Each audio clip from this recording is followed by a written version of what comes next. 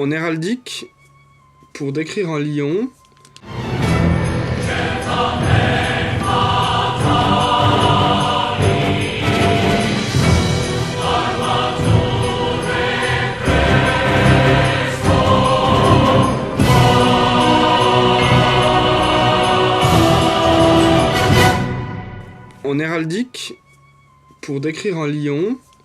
simple sur un fond, on commencerait par parler de la couleur du fond.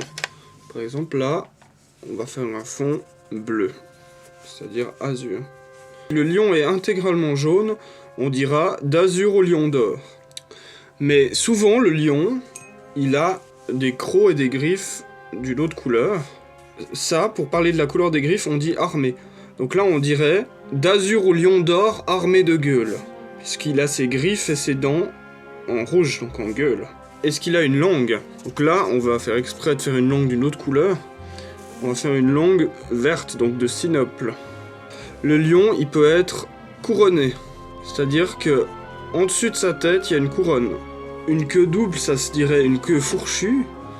Elle peut être fourchue et passée en sautoir, ce qui donnerait quelque chose comme cela.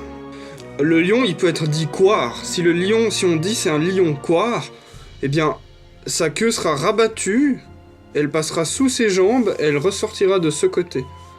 Et là, on dira un lion coire, donc ça fera d'azur au lion coire d'or et couronné, armé de gueule et lampassé de sinople.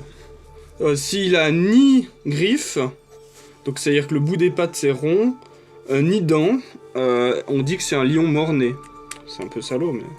Et dernière partie en couleur, c'est si on voit le sexe du lion comme ça. Disons qu'il est rouge aussi. Dans ce cas-là, au lieu de parler uniquement de armé de gueule, on dirait armé et vilainé de gueule. Donc ce serait pour parler de la couleur de son sexe.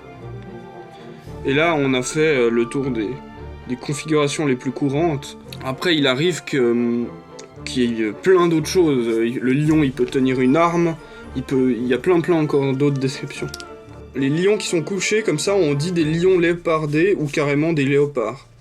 Et il y a un blason très connu avec des lions couchés comme ça, donc des léopards. C'est le blason de Normandie, qui est composé de 2 léopards couchés, et qui plus tard a donné le blason du roi d'Angleterre, qui est fait de 3 léopards couchés.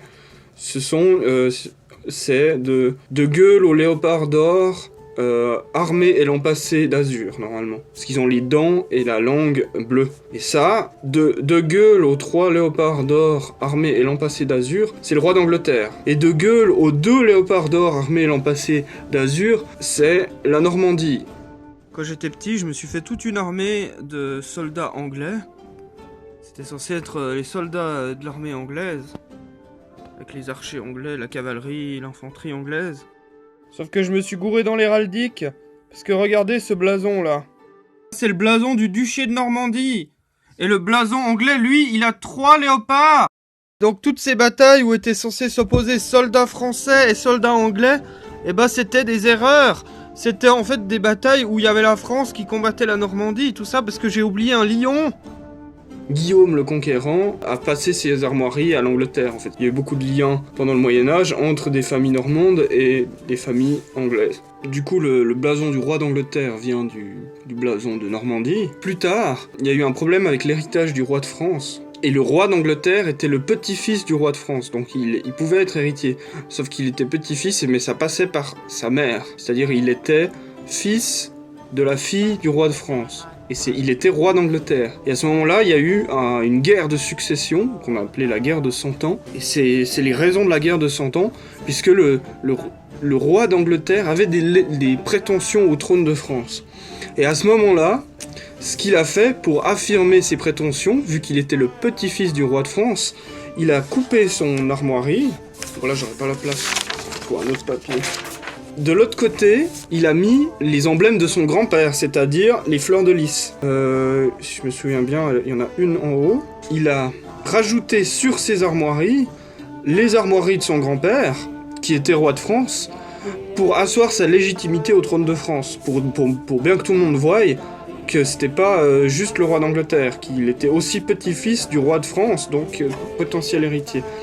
Et donc on s'est retrouvé avec un blason du roi d'Angleterre qui était à moitié blason du roi de France. C'est-à-dire qu'il avait pris la moitié des fleurs de lys de son grand-père. Et ça s'arrête pas là pour le blason du roi d'Angleterre, puisque plus tard, il va encore être partitionné, et on va y ajouter des symboles irlandais, puisqu'il y avait une prétention au titre de roi d'Irlande, et donc on va rajouter une lyre, je crois que ça s'appelle, une harpe irlandaise ou une lyre irlandaise au blason du roi d'Angleterre, pour de nouveau montrer qu'il a une légitimité sur l'Irlande. Il faut plus de feuilles.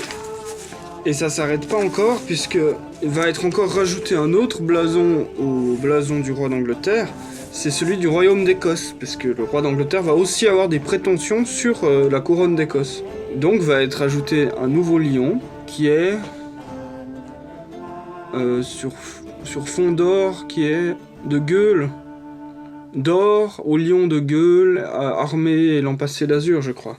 Et donc on se retrouve avec un blason du roi d'Angleterre qui comprend le blason anglais mais qui est issu du blason de la Normandie, le blason du roi de France avec les fleurs de lys, d'or sur fond azur, tout ça dans un écartelé de 4, mais vu que ça suffit pas et qu'il y a des prétentions en plus, et ben on refait un écartelé de 4, on duplique celui-là là, et là on met le blason d'Écosse, et là on met le blason d'Irlande.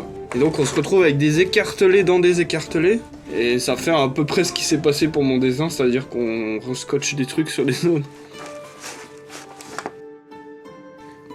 Plus tard seront ajoutées les armoiries de la maison de Hanovre, qui est une maison allemande.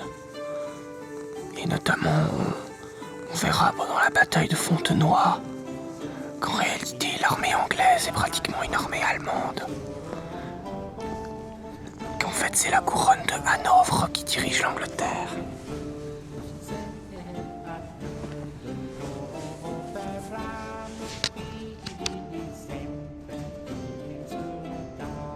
Vous pouvez m'ajouter sur Instagram. Je mets aussi des petites vidéos sur Instagram.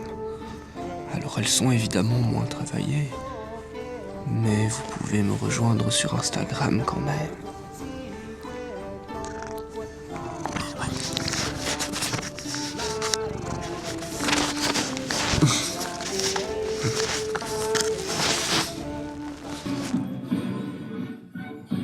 Voilà, lui il dirigeait avec un bâton. Il avait un énorme stock. Et tout d'un coup, il tapait sur les planches du théâtre avec son bâton.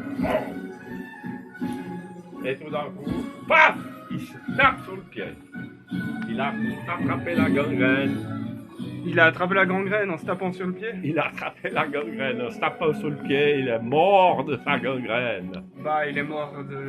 Il est mort de sa musique. Tu sais comment on appelle ça, papa? Non. Le panache.